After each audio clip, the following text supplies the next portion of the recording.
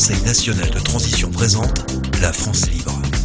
Les lundis, mercredis et vendredis, 20h30, 21h30. La France libre. La Constitution et la République n'existent plus. Le Conseil national de transition est la seule autorité publique, légale et légitime représentant la souveraineté nationale du peuple français, en droit français et international. C'est une organisation déclarée à l'ONU.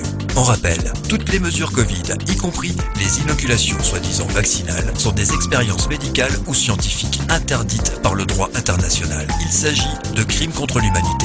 Toute personne qui vous impose le masque ou vous menace de PV ou de vous licencier pour non-respect d'une mesure Covid commet un crime contre l'humanité.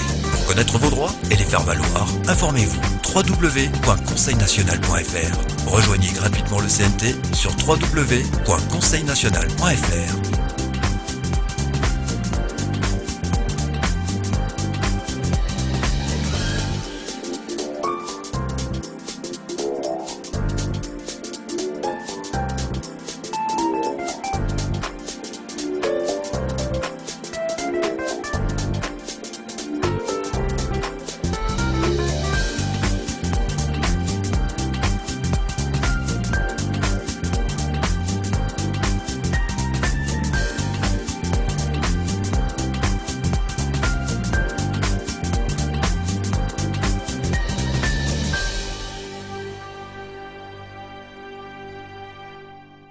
En France, les verbes parler et mentir ont été réunis en un lieu, le Parlement. La voix du peuple, elle, résonne par le CNT, le Conseil national de transition. Nous sommes le Conseil national de transition et nous vous souhaitons la bienvenue dans la France libre. L'information tout de suite avec Philippe et Bruno. Bonsoir.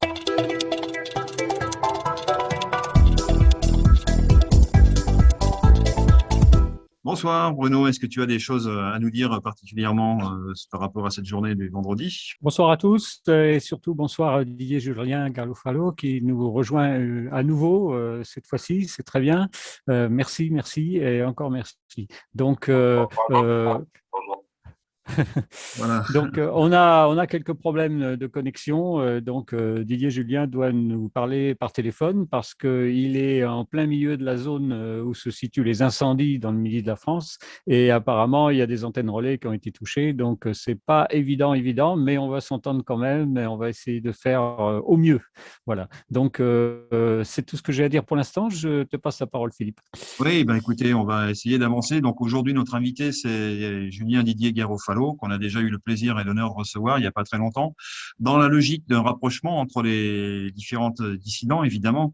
Donc on monte par la face différente d'une montagne, mais on poursuit tous le but qui est au même endroit, hein. Donc lui avec ses méthodes à lui, nous avec nos méthodes, et on pense qu'en étant droit et honnête, les uns et les autres, on peut tout à fait se parler sans s'effacer les uns des autres, les uns dans les autres, ou voilà, sans avoir à céder le pas l'un sur l'autre.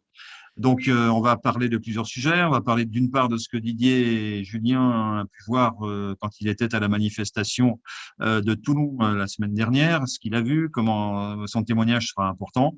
On pourra parler également, effectivement, d'un sujet qui nous semble plus qu'urgent et plus qu'important, qui est une solution pour écrire du droit, en quelque sorte, vis-à-vis des personnes qui veulent aujourd'hui notamment obliger à une forme de vaccination ou à une vaccination, ce qui est le danger absolu pour nous, en tout cas à nos yeux, vis-à-vis de nos enfants, vis-à-vis de tout le monde. Donc, il y a des documents qui s'appellent des modèles de lettres qu'il faut pouvoir distribuer au plus grand nombre. Il se trouve que Julien Didier a le canal de distribution qui va bien. Puis, il se trouve également que nous avons planché sur ces sujets depuis un certain temps et que nous sommes dans une logique véritablement de démontrer par le droit que nous avons affaire à des potentiels crimes. Donc, il faut que les personnes qui prennent ces décisions soient tout à fait au courant de leurs responsabilités. C'est exactement ce que nous leur proposons dans ces documents. Voilà, donc ces documents seront transmis, seront envoyés à Julien Didier. Et bien sûr, même chose quand il y a des documents qui nous intéressent, nous on les diffuse de partout. Le rôle, c'est de dire quand il y a un produit qui va bien, eh bien il faut absolument l'envoyer sur la toile le plus loin possible et le plus fort possible. Et là, on est dans une véritable urgence. On va en reparler tout à l'heure. Peut-être que Didier et Julien ne restera peut-être pas avec nous toute la session parce que le son est mauvais. Et on profitera donc peut-être de la fin de la session pour lire des extraits de ce document qui peuvent être déjà qui peuvent donner un avant-goût de ce que nous disons. Voilà. Donc bonjour à toi, Didier, Julien. Je voudrais d'abord savoir comment vas-tu aujourd'hui? Est-ce que tu peux parler mieux?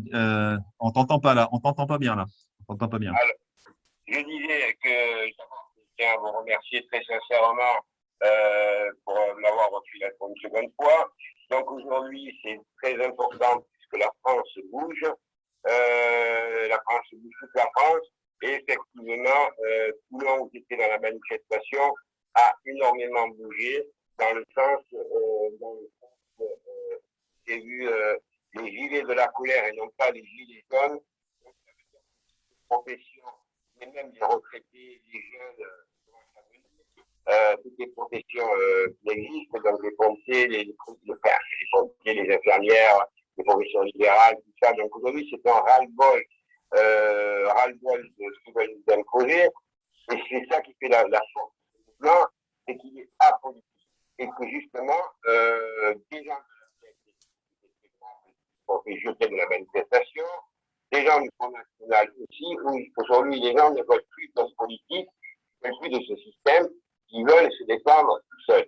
Donc par les citoyens et citoyennes. Donc le Conseil national de transition est une bonne chose, parce que pour ma part, je ressens de cette manifestation extraordinaire qu'il y a eu à Toulon, dans toutes les villes françaises, mais à Toulon, la presse elle, bien entendu, a menti sur les chiffres, elle a dit qu'on était 23 000.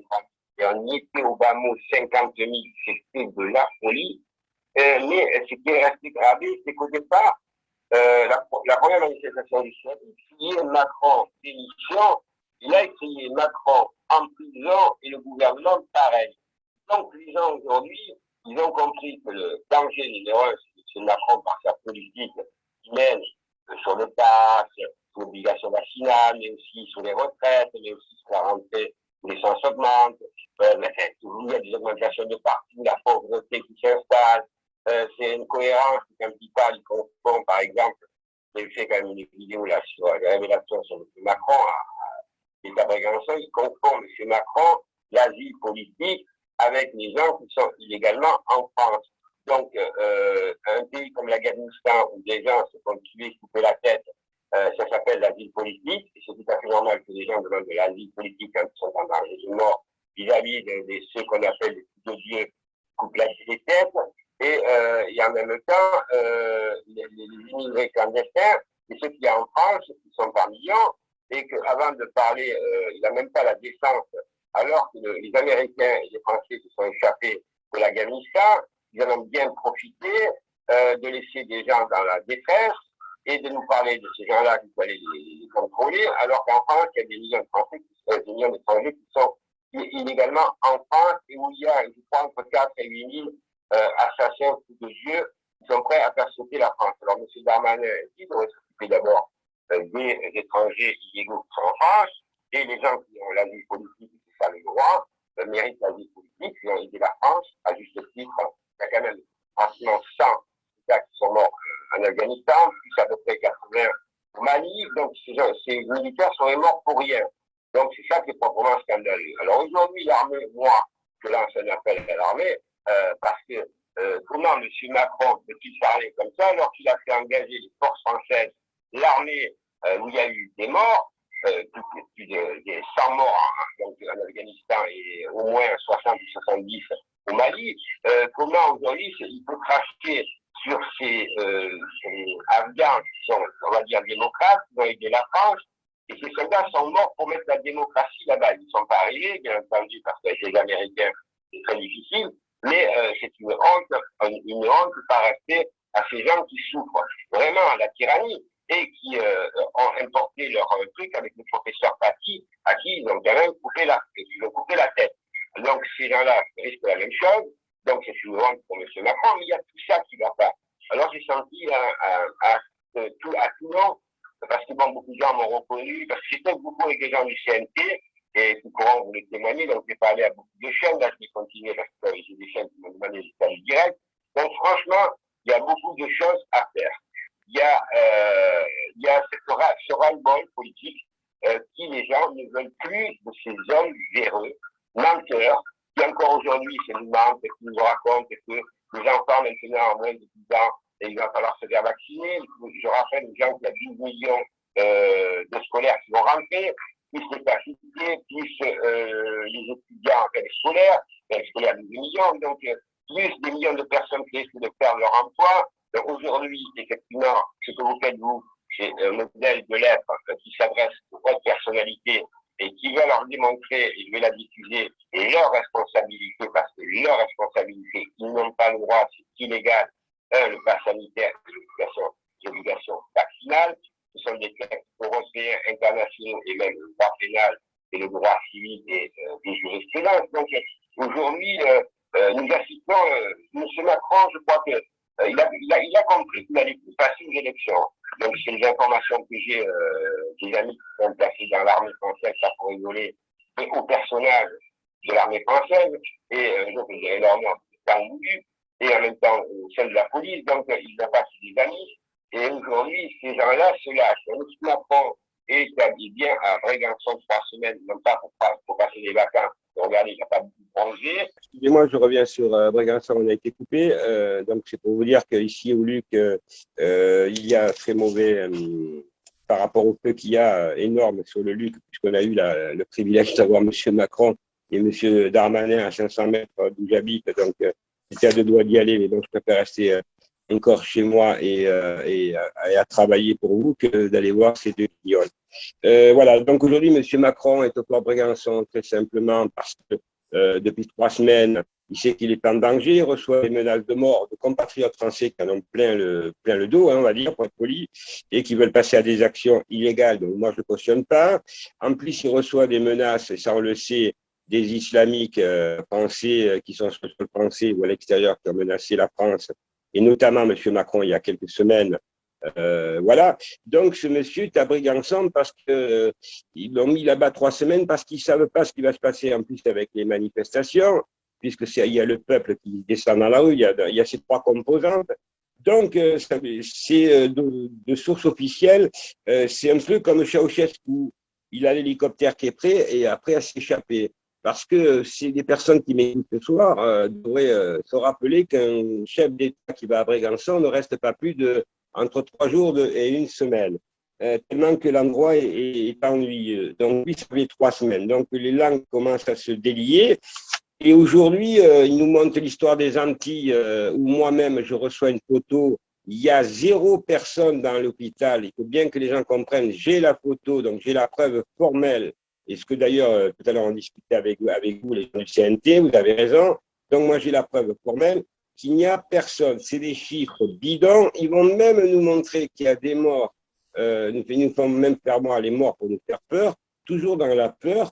Mais c'est à contre-effet. Les Français ont compris que c'était de la manipulation, notamment aussi par BFM TV, à qui je vais répondre là, parce que moi-même, j'ai entendu dire par BFM Télé parler du CNT, donc Conseil national de transition, où je suis avec vous ce soir, que vous étiez des complotistes. Donc, je n'ai pas l'habitude, moi, de fréquenter des complotistes, et j'ai l'habitude de fréquenter des gens sérieux comme vous l'êtes, et vous travaillez. Alors, BFM TV parle du Conseil national de transition, mais en définitive, bravo, parce qu'ils font de la pub, et ils prouvent bien que vous leur faites peur, mais peur dans le bon sens du terme, et non pas en tant que complotiste. Parce que quand on donne des modèles juridiques, c'est pas d'être complotiste, c'est pas des fake news, c'est du travail que vous effectuez, comme moi j'effectue du travail. Alors moi, je m'engage auprès des gens qui ce soir m'écoutent. D'abord, je voudrais vraiment les excuser parce que je suis dans une zone du Canet des Morts, donc, où il y a vraiment le feu, 7000 hectares, donc on ne peut même pas sortir du Luc, de la ville, tellement il y a le feu. Donc, et c'est pour ça qu'il n'y a plus de communication, donc ça va prendre du temps. Mais le combat ne fait que commencer. Je dis à tous les gens qui m'écoutent là maintenant, tous mes amis, de partager un maximum, parce que tout à l'heure, quand ce soir, je vais envoyer déjà des milliers d'emails à tout le monde pour partager par rapport à ce soir au direct. Mais aussi, il faut continuer à vous abonner au Conseil national de transition. C'est important parce que vous êtes déjà nombreux à vous être déjà abonnés. Mais continuez parce que chacun a ses spécificités. Le Conseil national de transition, lui, tape sur plutôt sur la responsabilité des politiques, des privés et du public. Ils ont raison d'ailleurs parce que c'est leur responsabilité. Moi, je suis beaucoup plus spécialiste dans un modèle de lettres juridiques pour les salariés, pour les étudiants, pour les scolaires. Donc, vous rentrez parce que c'est imminent et vous êtes nombreux des parents qui s'inquiètent. Donc, j'ai déjà envoyé des milliers de documents. Je continue à travailler nuit et jour pour vous les envoyer, mais je ne suis pas seul. Il y a aussi le Conseil national de transition qui a fait un modèle de lettres. Et moi, je m'engage à les envoyer à tous les gens que je connais et c'est vraiment énorme. Et mes amis qui sont sur Paris enverront au ministère de l'Intérieur, à l'armée et à tout le monde ces documents qui sont légaux et qui prouvent bien que ces gens-là, ils doivent respecter ce qu'on appelle les conventions européennes des droits de l'homme, toutes les autres conventions et le droit pénal en France et le droit civil. Donc le pass sanitaire, je le confirme, est illégal, au même titre que l'obligation vaccinale. Maintenant, on va rentrer dans une bataille terrible qui s'appelle le mois de septembre parce qu'il va y avoir d'autres facteurs endogènes et exogènes, ce qui s'appelle la vie courante, l'essence, la bouffe qui augmente, les retraites, les gens qui sont à la rue, les millions de personnes qui ont perdu leur travail. les 10 millions de précaires qu'il y a déjà, plus comment dirais-je, cet état d'esprit qui règne sur la France, qui nous veulent nous faire régner, c'est la peur. J'ai pu, avec satisfaction, et je vous le dis, mesdames et messieurs, parce que je sais que ça se passe comme ça, dans toutes les manifestations, à Toulon, il y avait une ambiance extraordinaire de changement. Les gens ne peuvent plus supporter ces voyous, ces francs-maçons véreux qui détiennent des casseroles mondiales et qui veulent à nous donner des leçons de morale, alors que nous aspirons tous à vivre dans un monde meilleur et plus juste, et surtout que ce soit nous, les citoyennes ou citoyens, qui prennent le pouvoir, parce que le premier du pouvoir, c'est nous et c'est pas eux. Voilà. Julien, merci. On peut faire.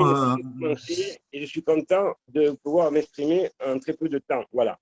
Merci beaucoup, Julien. C'est pas terminé, hein. Simplement, pour illustrer ce que tu disais tout à l'heure concernant la Martinique-Guadeloupe, je pense qu'on a du côté de Sylvain des images justement pour confirmer tout ce que tu as déjà dit, hein.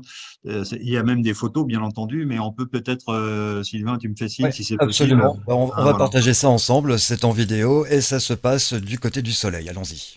Témoignage du CHU à l'hôpital de gens qui y travaillent.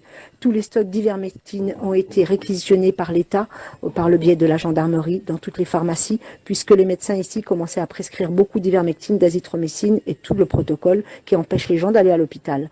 Ils ont été réquisitionnés voici une semaine et c'est stocké au niveau -1 du CHU de Fort-de-France, pas pour soigner les gens, pour empêcher les médecins de prescrire. L'oxygène liquide, ici on a Air Liquide qui produit de l'oxygène, qui nous ont également témoigné, nous les avons contactés, qu'il y a pour 5 ans d'oxygène médical. Mais simplement, l'ARS leur a demandé de le bloquer. Ça a été bloqué par l'ARS. Donc voilà la situation réelle en Martinique. Tout est fait pour que cela dégénère et pour que l'on soit un exemple pour dire « Ah, ils ne sont pas vaccinés, regardez, ils meurent ». Mais c'est faux. En termes de chiffres, nous sommes la 17e région, chiffre au 7 août, nous sommes la 17e région de France en termes de taux de mortalité. La 17e, c'est-à-dire l'avant-dernière. Là, presque celle où il y a le moins de mortalité, -1. Voilà. D'accord ? Beaucoup bien plus loin derrière que la Haute-Corse qui n'est pas reconfinée en ce moment. Notre taux d'incidence est loin derrière la plupart des régions, Grand Est, etc. Personne n'est reconfiné. C'est une punition politique parce que les gens ne se vaccinent pas ici. Il n'y a pas d'autre raison valable. Donc, voilà, c'est tout ce qu'il y a à savoir sur la Martinique en ce moment. Pareil, des avis d'obsèques, ils nous ressortent les mêmes avis d'obsèques, les mêmes gens. Les gens, ça fait 5 jours qu'ils meurent. Ils meurent, ils reviennent, ils meurent, ils reviennent. Autre chose qu'on ne vous dit pas sur les médias en France, c'est que nous avons une grosse épidémie de dingue en ce moment. Les gens meurent de la dingue également. Et ça, on les met évidemment toujours sur le compte du Covid. Voilà, en gros, ce qui se passe ici en ce moment. Mais sinon, nous allons très bien, nous tenons, et les gens ne vont pas se vacciner pour autant, puisque ceux qui ne veulent pas le faire ne le feront pas. Ce sont des décisions que les gens doivent prendre eux-mêmes.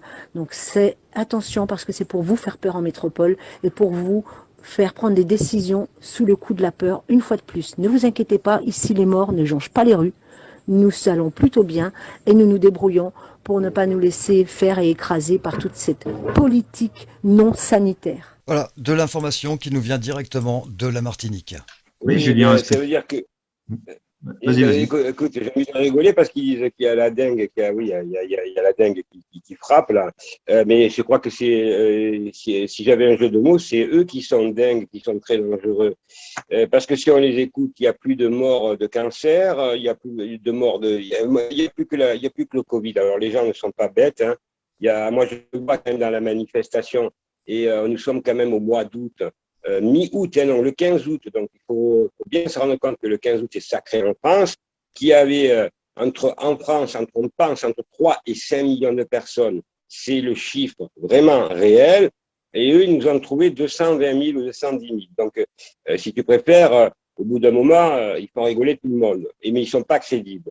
Et puis, nous rendons compte que même chez eux, ils ont quand même des comptes à rendre, puisqu'on voit que le Didier Raoult n'en même pas, qui a 69 ans. Donc, ils veulent vite le faire partir en retraite comme moins que rien, alors que c'est quand même mondialement connu, qu'on aime, qu'on n'aime pas. Mais par contre, Delfrécy, le docteur Cohen, tous ces gagas, tous ces fatigués qu'on voit à la télévision, qui ont 80 ans, 85 ans, ceux-là, ça ne dérange pas. Mais le docteur Raoul, surtout, un mec qui a quand même, il est chercheur, parce que moi aussi je suis chercheur, mais dans le domaine animal, puisque je suis docteur en droit, pas docteur en droit, doctorant en droit, pardon. Donc, il fait des recherches. Donc, lui, c'est pareil, il fait des recherches. Ce mec-là qui a donné toute sa vie, après, on aime, on n'aime pas. Mais ce mec-là, il le jette comme une ordure, alors qu'on voit la télévision, ces scientifiques, ces noix de coco, là, ces voyous qui donnent raison à M. Macron et qui changent d'avis tous les jours, et qui ont 80 ans minimum, que ça ne les dérange pas d'être dans des conseils d'administration et d'être des corrompus parce qu'ils touchent de l'argent par les laboratoires pharmaceutiques. Là, ça ne les dérange pas. Mais dès qu'on dérange, c'est comme ça, c'est docteur Raoul, après ça sera un autre. Mais ça prouve qu'on gêne, ça prouve que les mouvements qu'il y a actuellement populaires, parce que c'est vraiment le mot populaire, hein. Moi, j'ai été très impressionné par Toulon avec Boutry. Moi, j'ai vu Boutry se faire sauter dessus dans le camion. J'ai dû le rejoindre sur le camion, pardon. Les gens, ils étaient tellement contents de parler à un journaliste, libre. Après, il y en a qui l'aimeront pas, peut-être.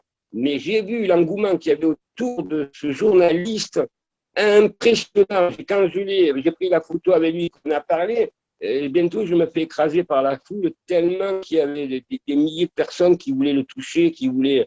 Donc, voilà, il y a un engouement, il y a un changement. M. Macron sait, et tout le monde le sait, que la rentrée, il ne la passera pas. Il n'y aura pas les élections. Il essaye simplement un reconfinement et il croit dans sa tête qu'il va nous mettre la loi martiale. Voilà. Les gens, il faut bien qu'ils le comprennent. Et M. Macron veut imposer une loi martiale et nous reconfiner. Malheureusement, les Françaises et les Français, c'est comme en 1789, je terminerai là-dessus, ma grand-mère disait bien que c'est la cocotte minute qui va exploser. Il ne peut pas tout gérer et ça va exploser parce que les gens, ils n'accepteront pas. Et là, je vous rejoins, l'armée française ne va pas instaurer la loi martiale parce qu'il y a encore des gens à l'intérieur qui réfléchissent depuis quelques mois et qu'on sait très bien déjà la tribune, on le sait, la tribune des militaires a fait parler, mais il y a une lame de fond qui arrive en dessous et celle-là, ce n'est pas la police française qui frappe sur les Françaises et les Français. Par contre, pour aller mettre des PV, ils sont très forts, mais pour aller dans les cités, aller arrêter les revendeurs de drogue et les islamiques et fermer les trucs islamiques, là, ils y vont pas. Mais par contre, pour aller taper sur les Françaises, là, ils sont très, très forts. Et pour aller demander à des serveurs, alors qu'ils n'ont pas la qualité à agir en droit, puisque tout le monde le sait qu'en qualité, il faut avoir la qualité pour agir, ils ne peuvent pas demander un QRD ou des papiers, qui que ce soit. Voilà, donc on n'a pas le droit. Et quand on ne commet pas d'infraction, on n'a pas le droit de qui que ce soit de demander, que ce soit dans les grandes surfaces ou n'importe où, de vous demander le QRD. Ce n'est pas légal. C'est pour ça que je dis aux gens, allez-y et c'est légal. Je vous donne une méthode pour les attaquer en procès, elle est simple. Vous allez sur je vous donne un exemple, vous allez sur une terrasse de café, vous vous asseyez sans le QRD, vous commandez. Si vous dites le monsieur, vous sortez, machin, vous l'enregistrez au téléphone, vous l'enregistrez et vous dites à ce monsieur qu'il n'a pas la qualité à agir et que vous allez déposer une plainte concernant l'article 211-5, si je ne me trompe pas, du Code pénal, pour discrimination et en même temps une plainte contre le patron. Et quand ils vont avoir plusieurs plaintes au pénal, là, ils vont avoir peur parce qu'ils n'ont pas le droit de demander un document au même titre que dans une grande surface où ces gens-là qui vous demandent le QRD, la plupart, comme la police ou les serveurs, ne sont même pas eux, n'ont pas de QRD. Donc, déjà, ils n'ont pas la qualité à agir, ils ne sont pas officiers de police judiciaire. Et en même temps, ils n'ont pas la qualité, surtout, à agir, de vous demander un quelconque papier, ce n'est qu'un serveur. C'est comme si vous demandiez au serveur ces papiers, s'il aurait un QRD. Vous pouvez lui poser la question. Et il vous répondra que la plupart des gens dans les restaurants ne sont pas vaccinés, n'ont pas de QRD, n'ont pas d'attestation. Voilà. Donc, il faut se battre comme ça. Après la violence, ceux qui prennent la violence, je leur dis que c'est non. il faut être légal, et c'est ça la différence avec les outils juridiques du CNT et mes outils juridiques, c'est que nous, on se bat juridiquement. Après, on peut aller dans des actions, manifester, envahir, s'asseoir par terre, être non violent, aller s'asseoir sur des tables de café et revendiquer notre droit de consommer, le droit à la liberté, ce que ça s'appelle. Donc ça, c'est tout est légal. Après, aller détruire des trucs contre, ça sert à rien. Et surtout, je voudrais revenir pour ceux qui veulent nous manipuler en tenant des propos anti-juifs ou anti ce que vous voulez, on s'en fout, anti ce que ça, ce sont des gens qui sont infiltrés, qui nous sont infiltrés pour nous discréditer ce beau mouvement, comme ils ont discrédité les Gilets jaunes par des Black Blocs, par des casseurs. Par des syndicalistes, donc tout ça, il ne faut pas que ça vienne, c'est un trop beau mouvement. C'est à nous gérer dans les manifestations et à les foutre dehors sans perte. Il ne faut pas avoir peur de les foutre dehors. Moi, je peux vous assurer que j'étais à Toulon, on a foutu la CGT ou la CFDT, je me rappelle plus, on passe un des deux. On les a foutus dehors. Au début, on allait commencer à partir et on les a foutus dehors, ils étaient une dizaine. Comme ça, ils ont eu très peur et ils ne reviendront plus. Ces gens-là, des syndicalistes qui ne dépendent pas, en plus les salariés aujourd'hui, qui se retrouvent dans une situation où on les menace gravement de perdre leurs emplois par millions, ils ne les défendent pas. Mais par contre, quand ils voient un mouvement qui prend de l'ampleur, comme là, ils viennent nous infiltrer. Comme les Black Blocs, comme ceux qui tiennent des propos antisémites. Après, chacun est libre dans sa vie de dire ce qu'il veut. Mais dans une manifestation, des panneaux comme ça n'a pas lieu d'être. C'est contre-productif. Absolument. Bon, Attali, il le dit qu'il est juif, donc c'est pas d'être dire à quelqu'un qu'il est juif. Moi, je suis chrétien, ben, il dit que je suis chrétien. Donc, on le sait, tout ça. Donc, je ne vois pas ce que ça peut apporter dans une manifestation. Ça amène des ordres, c'est de la manipulation, et c'est surtout qu'on dit que c'est le Front National, mais peut-être que là, c'est pas le Front National. Peut-être que c'est le gouvernement, certainement, qui nous envoie des bonhommes comme ça, et puis après, à la télévision, ils disent, ah, vous voyez, ce mouvement, il est antisémite, il est ainsi, c'est voilà. Donc, ne rentrons pas dans ce jeu-là, soyons dans les choses légalement, et nous gagnerons la partie. Voilà, je crois que ce Merci. Merci, Julien. C'est super. Et de balancer tous les produits que vous avez, les modèles. Voilà. Voilà, on va le faire, Julien, avec grand plaisir. Voilà. Merci pour ton panégyrique. Là, effectivement, tu as bien balayé la situation. Les conditions techniques font que on va peut-être pas trop en rajouter. Oui, même si moi, je vous laisse. Et en tout cas, je dis aux gens, je terminerai, partagez, soyons solidaires tous ensemble, parce que j'ai plein de groupes comme le CNT qui se rassemblent avec nous, on se rassemble tous, parce qu'on a compris une chose. Ces gens-là, il n'y a pas de discussion. C'est comme les cafards, il faut les écraser, sinon ces gens-là veulent faire un génocide. Et le mot, c'est vraiment nous dégager du système. C'est l'ordre mondial. Ils veulent que sur la Terre, et on le voit par rapport au réchauffement climatique, ils veulent plus qu'on soit 10 milliards d'êtres humains, mais qu'ils soient plus que 500 millions, qui soient entre eux et que nous, on disparaisse. C'est ça la vérité. Parce qu'il y a le réchauffement climatique, et ils le savent, et nous le voyons aujourd'hui. Et dans 20 ans, il y aura des peuples entiers qui disparaîtront devant tellement qu'il y a la sécheresse. Alors aujourd'hui, c'est à nous à faire marcher le cerveau et pas nous faire manipuler, parce que nous sommes des hommes, des femmes et des hommes libres. Voilà. Et j'espère que tous mes amis vont s'abonner au CNT, vont s'abonner auprès de tous mes autres amis, et qu'un jour on puisse faire un direct tous ensemble, toutes ces composantes pour dire maintenant, et c'est vrai qu'on est dans l'urgence, parce que le Conseil national de transition porte bien son nom. Je suis persuadé que M. Macron, pardon, Mitterrand, ouais, non, c'est pareil, quoi, que M. Macron ne pourra pas rester jusqu'à la fin de son mandat. Il peut magouiller, il faire ce qu'il veut.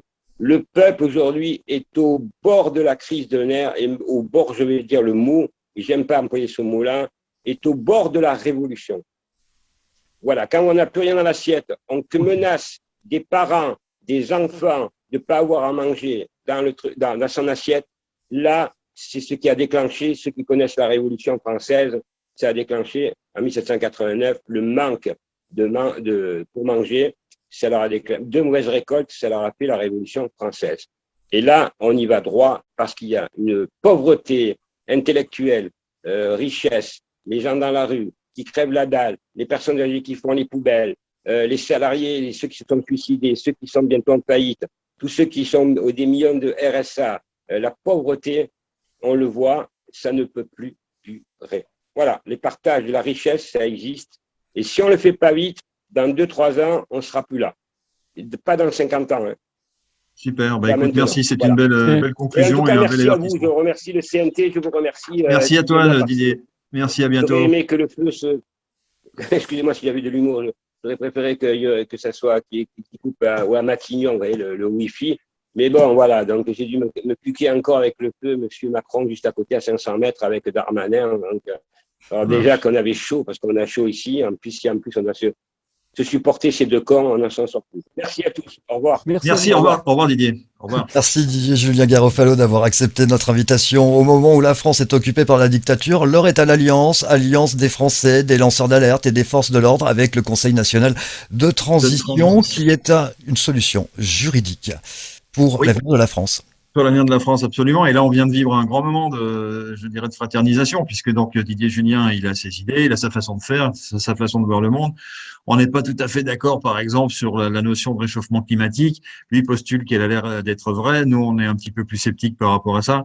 Bon, voilà. Mais c'est des points, je dirais pas de détail, mais c'est des points qui sont pas essentiels.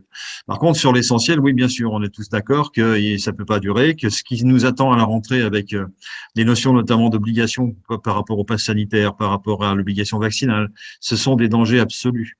Il est important que les personnes qui veulent ou qui ne veulent plutôt pas se faire vacciner, ou que leurs proches ou que leur fils ou que leur fille soient vaccinés à l'école, et qui ne savent pas vers qui se tourner, qui ne savent pas comment faire, il est important que ces personnes soient au courant des moyens légaux pour y arriver. La seule chose sur laquelle j'ai envie d'insister, c'est que ce que nous produisons au sein du CNT, ce sont des documents strictement juridiques et qui reviennent à la cause de la cause. C'est-à-dire qu'on ne se contente pas de dire voilà pourquoi il faut pas la piqûre, ou voilà pourquoi il la faut, etc. On remonte aux origines des choses. Alors ça peut être un petit peu rébarbatif, ou ça peut être une vraie découverte pour certains ou certaines d'entre vous qui vont être amenés à envoyer ce type de lettre à la personne qui cherchera à vacciner vos proches. Mais cette découverte-là, elle est pas obligatoire, c'est-à-dire qu'on n'est pas obligé de savoir, d'aller chercher, d'aller fouiller dans les renvois qui sont donnés dans ce courrier. On n'est pas obligé, hein, on peut envoyer la lettre telle quelle. Mais si on a cette curiosité, on va découvrir d'autres choses et on va pouvoir aller sur le site du CNT pour justement avoir les précisions par rapport à toutes ces choses. Alors ce modèle de courrier ne fait pas du tout apparaître le nom du CNT, sauf à une fois lorsqu'il y a un renvoi vers une information qui vient du CNT. Mais c'est une page neutre, il n'y a pas d'en-tête, absolument pas. Et s'il y en avait, évidemment, vous seriez fondé à l'enlever. Le but, c'est d'écrire à quelqu'un qui a l'ambition de vacciner soit vous-même, soit un proche à vous. Et c'est à ce quelqu'un qu'il faut envoyer un message fort. Et les messages que nous mettons sont suffisamment forts pour que cette personne, à un moment donné, lorsqu'elle recevra ce courrier de vous ou d'autres personnes, et j'espère les plus nombreuses possibles, eh bien, se disent, oula, là, il va falloir que j'aille voir un avocat, ou il va falloir que j'aille voir un juriste pour me faire expliquer les choses, parce que ça chauffe un peu quand même, hein. On me parle de crimes contre l'humanité, et j'entends dire que c'est sévèrement puni, tout ça. Donc, si jamais ce que ces messieurs nous disent est à moitié vrai, ça va être chaud, quoi. Donc, c'est cette prise de conscience qui doit être faite de la part de celles et ceux qui se font les relais de ce que l'État ne demande même pas, car l'État ne dit pas obligation vaccinale, il dit simplement si vous n'êtes pas vacciné, vous allez vous mettre dans une situation telle que vous ne pourrez pas trouver d'emploi. Et l'employeur, qu'est-ce qu'il fait? Il dit moi, si vous n'êtes pas vacciné, je vous trouve pas de travail. Et ça, c'est illégal. Et l'État, pendant ce temps-là, n'a fait absolument aucune obligation légale de se vacciner de façon obligatoire. Donc, c'est très sournois. Et il faut bien que ces personnes qui vont relayer ce que l'État n'a finalement pas dit, ces personnes qui vont relayer ça, elles vont se mettre dans une situation très difficile dont ils seront à rendre compte rapidement, sachant que nous sommes tous d'accord pour reconnaître que la situation telle que nous la vivons dans ce pays n'est pas obligée de durer très longtemps. Il se peut qu'on ait des changements assez rapidement. Et c'est la responsabilité des personnes qui auront obligé à l'obligation vaccinale, et qui seront des entrepreneurs, des chefs d'entreprise, des chefs d'établissement, des responsables d'hôpitaux, des responsables scolaires, etc. Ceux-là vont porter toute la responsabilité de ce qui se passera après le vaccin. Voilà. Et même avant, d'ailleurs, hein, puisqu'ils auront donc conduit à une sorte de torture morale, torture mentale, qui est prévue dans le code pénal, hein, par laquelle ils auront fait en sorte que les gens se seront envoyés à la COUSPI, comme on l'appelle chez nous, soi-disant en étant éclairés, mais en fait, ils ne le sont pas, et soi-disant en ayant droit à des vaccins, alors que ça n'en sont pas, enfin, toute une série de mensonges qu'on va découvrir, qui vont se découvrir les uns derrière les autres, comme des poupées russes. Et ça, tout ça, ça va être leur responsabilité à eux. C'est ce que nous soulignons dans notre modèle je dirais, de suivi, ou en tout cas de lutte contre la vaccination obligatoire. Voilà, donc ce document, il va être diffusé bien sûr sur notre site, il est accessible sur notre site, il va être également accessible, donc vous l'aurez compris, au travers du réseau de Julien Didier qui va le répercuter. Voilà, donc ça c'est un point très très important, et puis évidemment toutes les choses concernant une éventuelle violence. Alors la violence, bien sûr, il y a celle qui nous est faite à nos peuples par ceux qui nous surveillent en ce moment et qui nous agitent. Ça c'est une violence qui nous est faite. Il y a l'éventuelle violence qui pourrait venir du terrain, mais que nous ne souhaitons pas et qui serait véritablement un échec, même si nous avons le sentiment que ceux qui nous gouvernent font tout pour que cette violence émerge. Et puis voilà, et il y a la violence des textes. Donc c'est ce dont je viens de parler, c'est-à-dire qu'il y a dans les textes juridiques dont je viens de vous parler une forme non pas de violence, mais simplement de mise à plat d'informations suffisamment choquantes pour que les personnes qui vont les lire prennent le temps de réfléchir. Voilà, donc il y a plusieurs niveaux de violence. Voilà, donc ce que nous disons également, nous rappelons pour mémoire, c'est que le CNT, ça n'est pas simplement une lutte contre la vaccination, c'est une opportunité en ce moment parce que c'est un sujet important sur lequel nous avons plaisir à travailler pour rendre service au plus grand nombre, tout simplement, et c'est aussi la raison pour laquelle nous nous rapprochons de gens comme Julien Didier, qui font un travail formidable sur le terrain d'information. Voilà. Mais donc, ce que je voulais dire, c'est que nous sommes également un projet. Nous sommes également sur des travaux qui sont pour l'instant relativement confidentiels. Non pas qu'ils soient pas accessibles, mais pour l'instant, ils ne sont pas encore aboutis. Mais quand ils seront aboutis, évidemment, ils seront portés à la connaissance de chacun. Et nous verrons bien si un certain nombre d'articulations, si un certain nombre de projets, de comités, etc., vont être suffisamment bien perçus par, pourquoi pas, la population, bien sûr, mais une partie de la population. Et je pense surtout, moi, aux corps constitués. Nous verrons bien si ces corps constitués décident d'avancer ou pas avec les solutions que nous proposons. Donc, je rappelle que le CNT, c'est un changement de paradigme. C'est un outil juridique, bien évidemment, qui peut se mettre en gouvernement, qui propose tout simplement un plan dans lequel il y aura une période de transition pendant laquelle les Français pourront choisir leur vrai modèle de gouvernance en fonction de toute une série d'actions, un plan donc qui est mis au point par le CNT, dans lequel cette transition de 2 à 3 ans va permettre de changer un certain nombre de choses. Ce plan, il est connu, ce programme, il est connu et il est très important. Donc, ça n'est pas simplement lutter, chez nous, ça n'est pas simplement lutter contre un phénomène très important qui est une sorte d'induration là que nous sommes en train de subir avec ces obligations vaccinales et cette rentrée scolaire qui peut être un petit peu chaude, j'en conviens. Simplement, il faut pas perdre la raison, il faut bien suivre le droit, rester dans la paix, ça c'est très très important, et montrer notre détermination. Voilà ce que le CNT, le message que le CNT a à passer. On essaye de le passer chaque fois que nous sommes sur un live, comme on dit, pour faire entrer dans la tête des gens des choses qui sont pas forcément très simples, puisque même nous, on a mis du temps à essayer de comprendre toutes ces articulations, mais elles sont tout à fait fondées.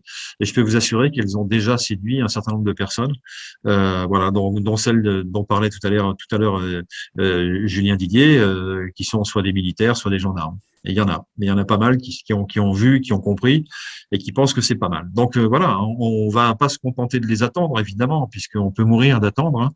Mais eux, c'est une attente réciproque, j'ai envie de dire. C'est-à-dire que eux attendent du peuple qu'il se manifeste pour montrer combien il n'est pas du tout d'accord avec ce que nous proposent nos surveillants. Et inversement, ce peuple attend qu'à un moment donné, lorsqu'il sera suffisamment important, en quantité importante dans la rue, il soit relayé par celles et ceux qui doivent nous protéger, et en priorité la gendarmerie, bien évidemment, qui doit être avec nous, et l'armée derrière, qui a aussi son rôle à jouer, mais qui ne pourra rien faire sans la gendarmerie. Donc voilà, donc il y a des ordres à respecter, il y a des temps à respecter, il y a un certain nombre de choses à respecter, des idées, bon voilà. Donc il y a plusieurs choses en présence. Donc tout à l'heure, Didier Julien nous a parlé de la présence de monsieur notre surveillant en chef dans son île de vacances. Alors c'est vrai, il a tout à fait raison de dire que ça n'est pas normal qu'un chef de l'État, chef français en tout cas, passe autant de temps pendant cet été au fort de Brégançon. C'est vrai que c'est pas normal, c'est pas habituel en tout cas. Alors savoir est-ce qu'il a reçu des menaces? Probablement. Mais est-ce que c'est ça la raison de son incarcération? Il y a peut-être d'autres choses derrière, on ne sait pas lesquelles, hein, mais il y a sûrement d'autres choses derrière, parce que des menaces, ils en reçoivent tout le temps, hein. C'est le métier de ceux qui les entourent de les protéger contre les menaces, justement, car un chef d'État, comme d'autres personnages, sont régulièrement la cible, sont des cibles, c'est sûr, hein. Donc, et même s'ils sont les meilleurs des personnes. Alors là, évidemment, avec Monsieur Macron, on a un peu peur pour lui, mais il est sûrement très bien protégé. Et ces menaces sont-elles inhabituelles? Je ne sais pas. On parle d'islamisme, c'est possible, alors Philippe, mais peut-être d'autres choses. Oui. Philippe, tu as fait un lapsus très révélateur en parlant de l'incarcération de Monsieur Macron. Ah oui. J'ai parlé d'incarcération à Brégançon. C'est ça que j'ai Ouais, dit. absolument. Ah bah c'est un lapsus génial. C'est un. Alors moi, Logie.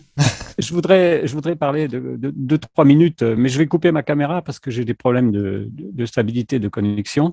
Voilà. Donc, dans le prolongement de ce que Didier Julien a dit tout à l'heure, je voudrais rappeler les fondamentaux qui sont notre base au CNT. Le fondamental de notre base au CNT, c'est l'article 16 de la Déclaration des droits de l'homme et du citoyen, qui dit que toute société dont les droits ne sont pas respectés et la séparation du pouvoir n'est pas effective, n'a plus de constitution. C'est la base de tout. Et la Déclaration des droits de l'homme est dans le bloc constitutionnel au même niveau que la Constitution. Et donc cet article 16, comme l'a dit le Conseil constitutionnel lui-même en 1971, c'est la clé de voûte de toutes les libertés. Et c'est cette clé de voûte actuellement qui est menacée de toutes parts. Et c'est la base du travail actuel du Conseil national de transition au niveau juridique et non pas par la violence ou par tout type d'autres actions insurrectionnelles ou autres. C'est au niveau du droit et au niveau du respect de cet article 16 que nous travaillons et que nous combattons uniquement par l'information. On le dit, on le répète, mais c'est le plus important. Voilà juste ce que je voulais dire dans la suite de ce que tu as dit aussi, Philippe. Voilà, donc ça est important. Donc maintenant, il faut faire un petit peu de communication, comme on dit, hein. C'est-à-dire que c'est bien de dire des grandes idées. Bon, on fait aussi des belles actions, mais peut-être aussi préciser donc que tous les documents comme le modèle de lutte contre une vaccination non souhaitée, on va dire ça comme ça. Il existe sur notre site conseilnational.fr. Il peut être retrouvé sous la rubrique membres. Voilà, vous le trouverez. Et donc, il est imprimable sur un papier et modifiable à la main parce qu'on vous demande d'apporter des modifications manuscrites. C'est-à-dire qu'il y a des choix, des options à faire, comme sur un formulaire, si vous voulez, et ça se fait à la main. Donc, soyez attentifs. Il s'agit également d'un document qui doit être envoyé d'après nous, hein, d'après notre ressenti des choses, qui doit être envoyé à un accusé de réception, de façon à ce que on ne vous oppose pas le fait qu'on n'a pas reçu la lettre. Ça, c'est embêtant. Et pour que qu'il l'ait reçu à coup sûr, on ne met pas d'enveloppe, pour ne pas qu'on vous réponde que l'enveloppe était vide. C'est en général ce qui vous est répondu par les gens en panique qui consultent leurs avocats. Donc voilà. Donc il y a donc une procédure et ce modèle est accompagné d'une procédure pour remplir le document, comment le remplir, comment plier la feuille. Enfin ça va très loin, hein. Donc suivez bien la procédure de la lettre, enfin de ce modèle de lettre. Voilà. Et puis évidemment il y a plusieurs types de modèles de procédure. On l'a dit. Nous on n'a pas la science infuse, mais simplement nous parions que pour faire bouger les choses, il faut pousser fort, quoi. Si on pousse pas assez fort, les choses bougeront pas. Alors il y a déjà des gens dans la rue qui commencent à pousser fort. Nous, ce qu'on voudrait, c'est que la violence, elle passe de la rue aux écrits, ce que nous sommes en train de faire, et qu'elle soit comme une prise de judo, qu'elles soient renvoyées vers ceux qui nous la font subir aujourd'hui, et qui vont se retrouver face à des documents de droit qu'ils devront gérer, et qu'ils devront auprès desquels ils vont devoir réfléchir, qui vont les faire réfléchir, etc. Donc voilà, ce que nous pouvons dire. Est-ce que Sylvain, on a d'autres choses? Oui, on a encore à peu près 13 minutes pour développer. Eh ben, on peut développer sur plein de sujets. Donc, le sujet qui est le programme de la transition, par exemple, hein, c'est quelque chose d'important. Le programme de la transition, il porte sur plusieurs têtes de chapitre. Ce qui est, on y est souvent revenu, donc ça parle évidemment d'une part de finance, c'est-à-dire de ce fameux revenu inconditionnel et universel, les deux. Inconditionnel dans la mesure où il n'y a aucune condition posée pour le percevoir. Est-ce que ce sera de 1 500 euros? Est-ce que ce sera de 2 000 euros? Ou est-ce que ce sera entre les deux? Je n'ai pas la réponse aujourd'hui. Mais ça sera cet ordre de grandeur. Pourquoi ce revenu inconditionnel qui choque tant celles et ceux qui travaillent et qui, à la sueur de leur front, vont gagner cet argent aujourd'hui alors qu'on leur propose d'en faire cadeau demain? Eh bien, tout simplement pour permettre justement dans cette période de transition de faire en sorte que les personnes devront être à 100% dans l'exercice de la réflexion sur qu'est-ce que je veux comme monde demain. Et pour ça, on n'a que 2 ans. Hein. Donc, il va falloir que ces personnes soient libérées d'un certain nombre de contraintes, et notamment celles financières, sachant que les choix qui seront faits ultérieurement, politiques, d'administratifs, financiers, etc., peuvent être différents de ce qui est proposé pendant cette transition. Mais cette transition n'a valeur que justement d'outils connus par avance, donc il va falloir suivre de façon très pointilliste chacun des points pour rentrer dans le jeu en quelque sorte, dont celui que je viens d'évoquer, donc ce fameux revenu universel. Mais il n'y a pas que ça. Il y a également la création d'une nouvelle constitution, puisque nous sommes en pénurie de constitution aujourd'hui en France. Hein. Pénurie de constitution. Ah bon? Pourquoi? Parce qu'elle s'est écroulée en 2008. Eh ben oui, mais suite comment dirais-je, au traité de Lisbonne, où la volonté des Français a été bafouée par ses propres représentants, qui sont passés dans le lot, si je puis dire, des Français qui avaient voté à 54% et plus le non à l'entrée dans l'Union européenne, hein, tout simplement. Donc ça, c'est vraiment le crime initial qui fait que, eh bien, tout simplement, la Constitution s'écroule et la Ve République part avec l'eau du bain, comme on dit. Hein. Voilà où nous en sommes. Et qu'on le dise ou qu'on ne le dise pas, ça n'enlève rien à la véracité de ce que je viens d'annoncer. Et les juristes le savent très bien, et tout le monde le sait très bien, mais tout le monde ferme les yeux, puisque les choses ont avancé avec ce crime qui a été commis, pas contre l'humanité, mais le crime contre la République, crime contre la Constitution. Et ça a été fait, et personne n'a véritablement, à l'heure où on se parle, jugé bon d'en reparler et de mettre ça au centre des débats. Alors c'est ce que nous faisons nous depuis longtemps, et nous disons qu'il faut tout changer, puisque tout est par terre, il faut tout reconstruire. Donc on n'est pas contre la République je dirais par nature et par essence. On dit simplement que la Ve République est par terre. Voilà, on n'est pas anticonstitutionnel, bien au contraire. On dit que la Constitution, elle est par terre aussi. Donc il va bien falloir en faire une autre. Donc c'est ce qui est prévu dans le programme, c'est de faire une autre Constitution. On a d'autres choses qui sont prévues. On a le fait d'avoir une information générale pour que les Français comprennent le monde d'où nous venons et le monde vers lequel nous souhaitons aller, en tout cas avec leur aval. Voilà. Et puis, nous avons également un phénomène d'audit. Donc, cet audit, il va nous permettre, c'est un audit général de la France, d'auditer, comme son nom l'indique, toutes les finances publiques. En tout cas, public, c'est sûr. Peut-être privé, on verra dans certains cas, pour s'assurer, pour vérifier déjà que s'il n'y a pas eu de fuite d'argent quelque part, et on se doute qu'il y a dû y en avoir, et par quel système il se passe que plus on paye et moins, enfin comment dirais-je, plus on travaille et moins on est riche aujourd'hui. Hein, c'est plutôt ça. Hein. C'est-à-dire que le fruit de notre sueur, il part ailleurs et on ne sait pas exactement où, et on aimerait bien le vérifier. Donc ça, on va le vérifier, ça va prendre du temps, mais pas tant que ça, parce qu'on va mettre des gros moyens. On va mettre des gros moyens pour auditer je dirais, tout ce qui concerne l'argent public, la circulation de l'argent public. Évidemment, il y sera question de la dette publique. Qu'est-ce que la dette publique? Comment pouvons-nous tout simplement nous en débarrasser? Hein, c'est aussi simple que ça. Et il y a également des recettes par rapport à ça. Je parle bien de dette publique. Donc voilà, il y aura des privatisations de banques, évidemment, il y aura création d'une nouvelle monnaie, évidemment, qui sera le franc probablement dans un premier temps, mais pas forcément durablement. Il y aura d'autres solutions qui seront prévues. Donc, je suis pas en train de vous donner le détail de tout ce qui est prévu dans le programme de la transition, mais je vous redélivre en quelque sorte les informations générales. Et puis il y a également le fait que ce qui avait été prévu il y a quelque temps déjà en arrière, c'était des généralités, très bien, et qui étaient très intéressantes en elles-mêmes, mais quand on arrive auprès du but, quand on se rend compte que finalement, ce qu'on avait anticipé, on n'imaginait même pas que ça arrive aussi vite, ben, à un moment donné, il faut se dépêcher, quoi. Il faut se dépêcher si on a une idée, si on est parti dans une direction, il faut aller jusqu'au bout. Donc, on en est là aujourd'hui. Donc, on est en train de faire des textes de droit, on est en train de faire des articulations, on est en train de mettre en place toute une plateforme de personnes volontaires, tirées au sort ou pas, selon les cas, des spécialistes qui voudront suivre le CNT, je dirais, dans un one step beyond, hein, c'est-à-dire une marche plus loin, en quelque sorte. Nous en sommes là. Les événements vont dicter la suite des choses, c'est évident. Il va y avoir, bien évidemment, on a parlé des corps constitués de l'armée, il n'y a pas que l'armée française, il n'y a pas que la France.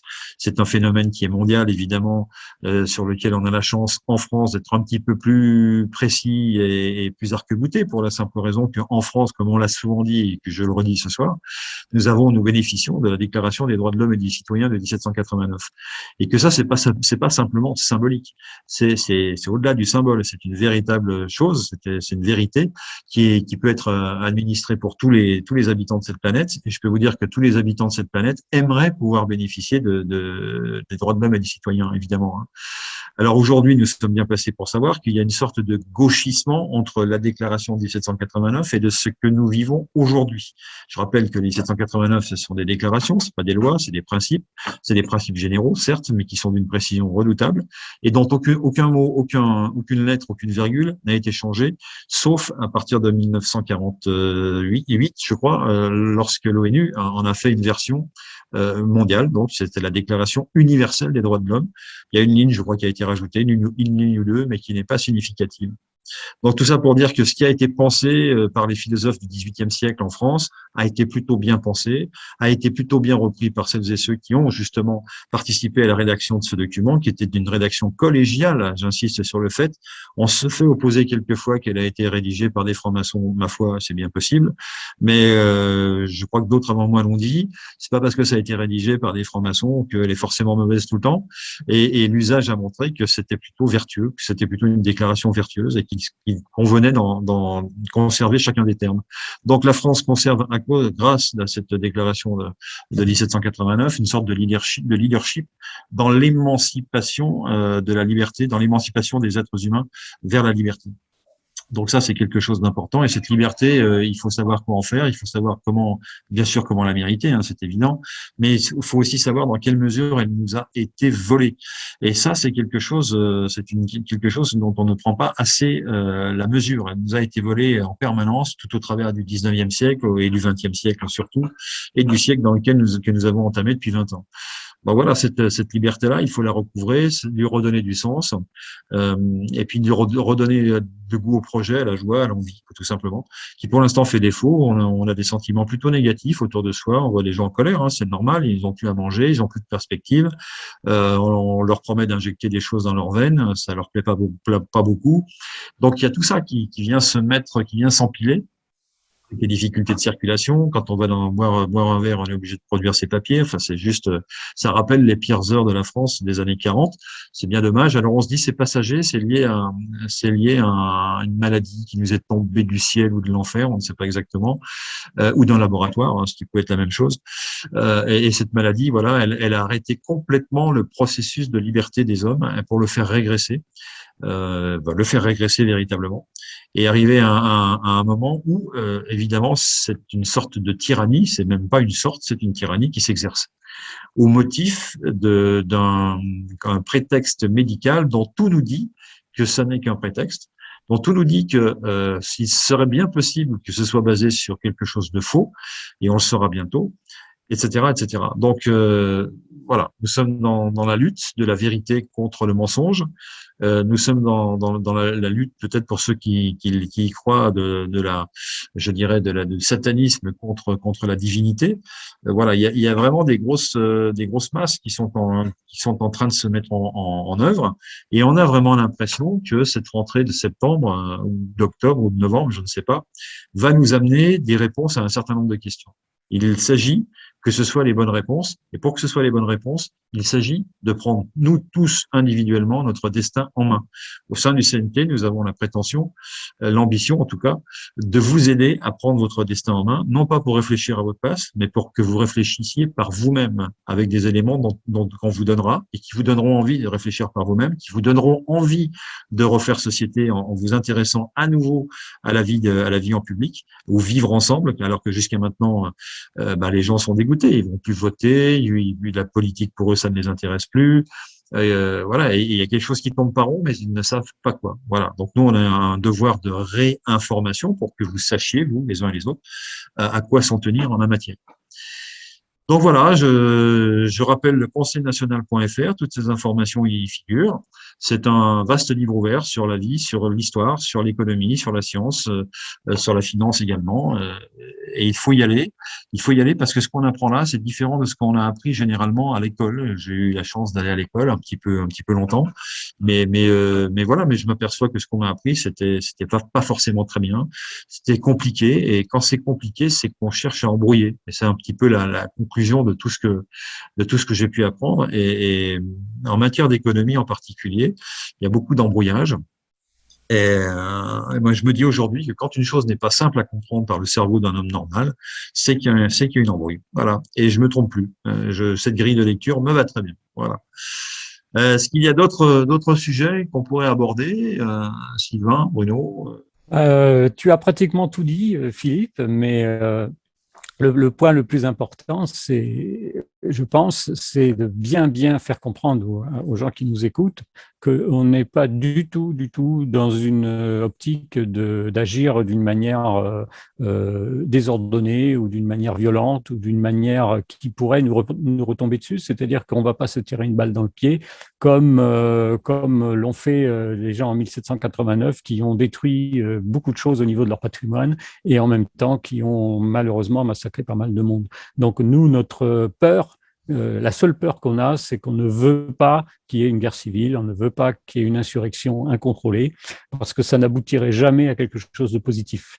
Ça pourrait aboutir à une dictature encore plus forte que la dictature actuelle, et ça pourrait aboutir aussi à beaucoup de tristesse et à beaucoup de peine dans beaucoup de familles. Donc on essaye, nous, à notre petit niveau, d'être positif dans le sens où on voudrait changer complètement le système, mais que ce système soit changé par une voie légale et par une voie liée au droit et en fait respecter un petit peu donc tout ce qui a été fait depuis 200 ans dans le sens positif et qui malheureusement n'a jamais été respecté par les gouvernements.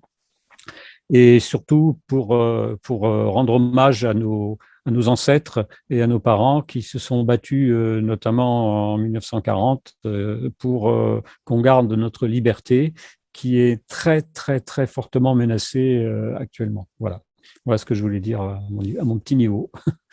Oui, moi je voudrais juste dire que c'est pas pour faire un retour en arrière. On se bat pas pour un retour en arrière pour récupérer ce qu'on aurait perdu.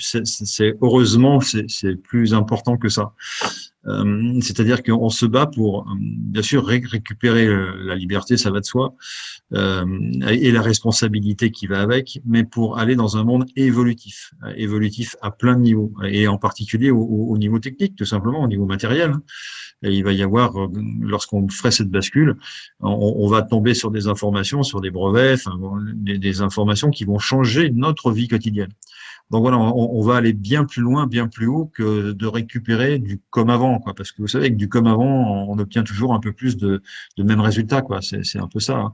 Est-ce qu'on veut vivre heureux auprès de notre arbre, comme disait le chanteur, ou faire autre chose de notre vie? Eh bien, je crois que au travers des travaux du CNT, on peut s'apercevoir, au travers d'une certaine philosophie d'ailleurs, que on peut faire autre chose de notre vie qui soit bien plus intéressant que ce qui nous est promis à la naissance quand nous arrivons dans une famille de Français moyens, comme on les appelait dans les années 60, avec un projet de vie qui est ce qu'il est, mais qui est pas forcément toujours excitant, quoi. Hein. Et puis, est-ce qu'on est né sur Terre pour faire un travail 8 heures par jour ou 7 heures par jour selon les moments, et puis atteindre des objectifs et se rendre compte à la sortie qu'on n'a pas forcément fait ce qu'on voulait faire, quoi.